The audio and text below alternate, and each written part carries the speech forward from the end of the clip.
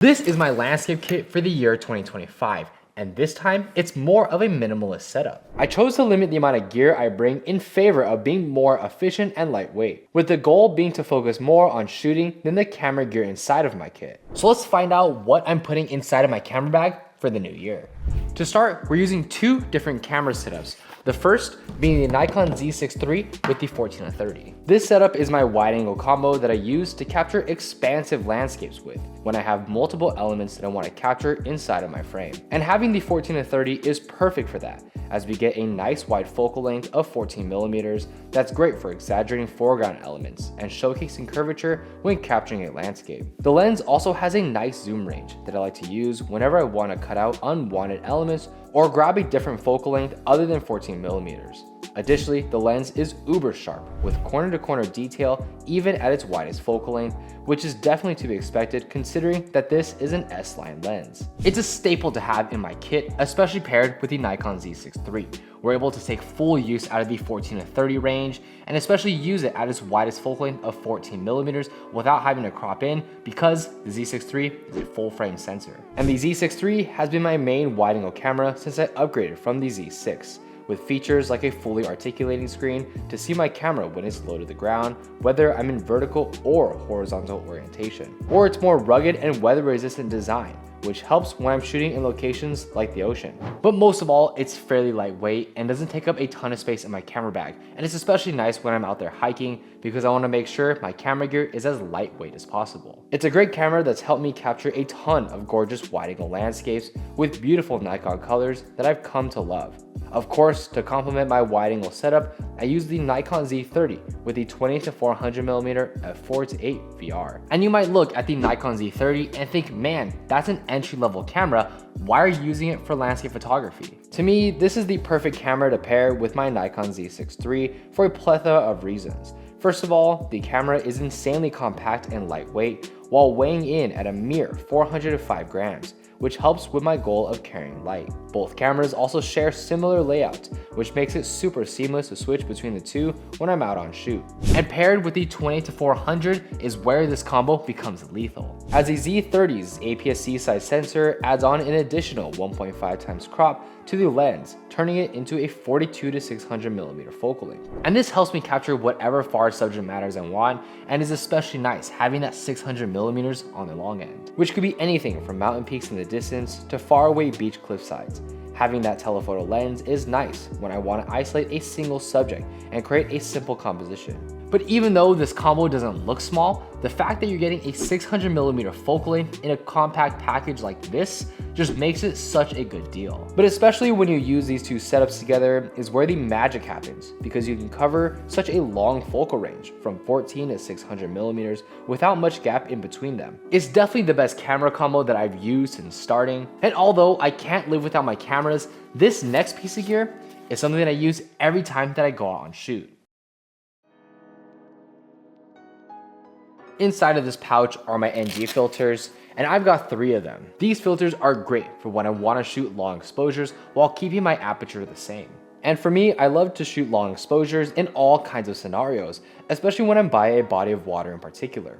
With ND filters, you can decrease the amount of light that's let into your camera to lower your shutter speed and capture motion blur within your photo. For example, my 3-stop ND filter is perfect for capturing those short exposures when there's less light out. When I'm by the ocean and water moves fast towards me is when I like to use this filter to capture the moving water without blurring it out so much that it becomes smooth. It adds a dynamic element to showcase movement inside of my frame and is a nice complementary subject to my main subject matter. But speaking about smoothing out movement, that's where my 10-stop ND filter comes in. Because this filter is so dark that I'm able to get shutter speeds that tend to be long when there's a decent amount of light out. With long shutter times, I can blur out any motion to give the image a still vibe. I use this filter especially when I'm far away from water and want to make the entire body of water feel still. But if it's overcast, I can create movement in the clouds, which creates an entirely different look to the image. And the last filter is my 6-stop ND filter, which I kind of view as a bridge between my 3 and 10-stop filters. This filter is great to capture short exposures when there's a decent amount of light out, or for long exposures when there's limited light. I found that I use this filter a lot since it's so versatile no matter what the lighting scenario is. I can use it to reduce the light coming into the sensor for whatever kind of long exposure I need. However, there's an issue with these filters. You see, they're all 82mm filters, which are great to be used with something like my 14 to 30mm since it has an 82mm filter thread. But my 20 to 400 unfortunately doesn't use the same size and instead has a 77mm filter thread. Luckily, this next piece of gear solves that issue.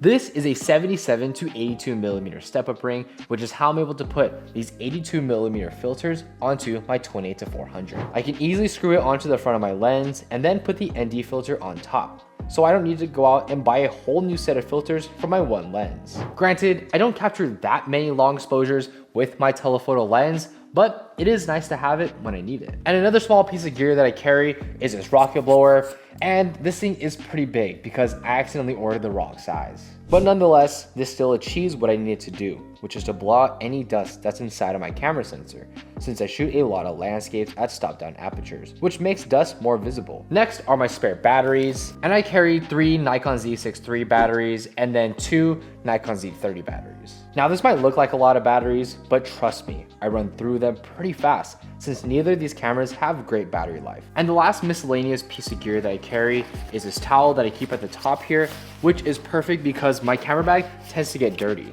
I know this sounds dumb, but I promise you, having a towel is absolutely mandatory for me when I'm on shoot and honestly has saved me a couple times.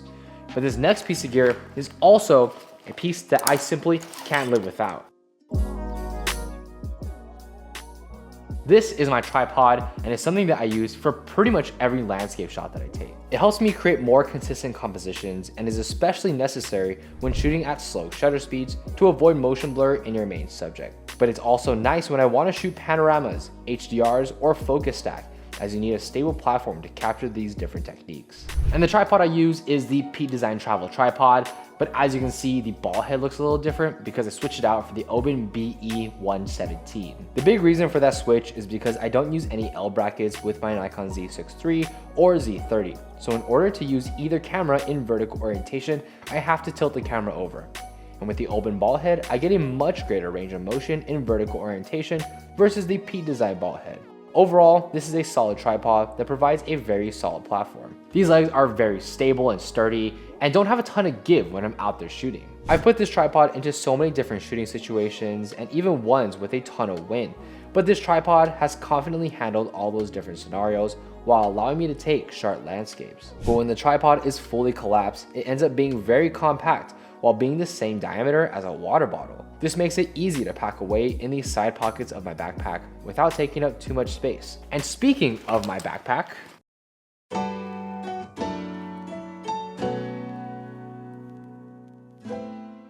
this is the last important piece of gear that I have in my kit, and it's a Shimoda Action X30. I've owned this bag in particular for the past 4 years and I've thoroughly enjoyed this bag. The back access is perfect for accessing all of my camera gear at once while keeping the bag straps clean.